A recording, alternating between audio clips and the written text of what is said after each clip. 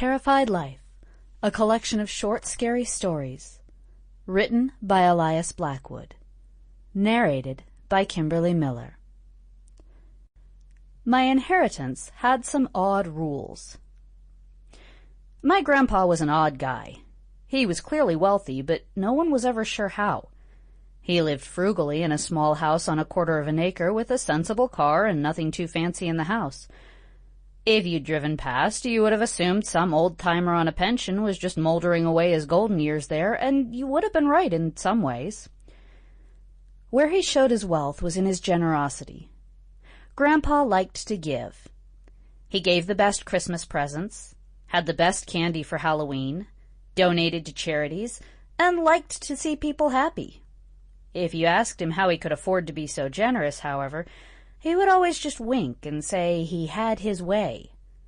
Not even my grandmother knew where the money came from, and they were married for 50 years.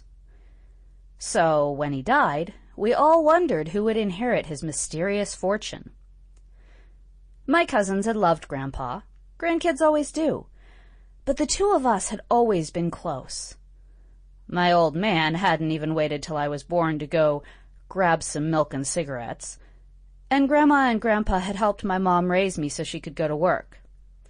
I have a lot of fond memories of sitting with my grandpa and watching TV, taking walks around the neighborhood, and eating ice cream at this little shop on the corner.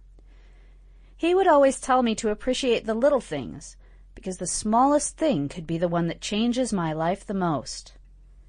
"Take this," he would say, showing me the door knocker he often carried in his pocket. "I found this when I was a very young man, sifting through trash in a landfill as I looked for bottles to sell. It became my lucky charm, and it changed my life forever." Grandpa carried that door knocker for as long as I had known him, and it was pretty unique.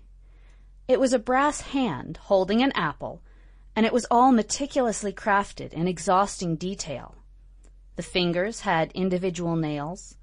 The apple had a stem and leaves, and even the knuckles had wrinkles on them that had been carefully worked. I couldn't believe as a young child that Grandpa had just pulled this out of a dump, but he carried it everywhere, and I suppose it did bring him luck. The funeral was beautiful, everyone there having nothing but kind words for Grandpa and his family. After the service, my 3 cousins and I were asked to come to a will reading at the lawyer's office, and Grandpa had been as generous in death as he was in life. My cousins had received a trust fund for each of them, the amount payable on their 30th birthday, with a small living expense each month. Grandpa hadn't left a trust for me, but he... Sample complete. Ready to continue?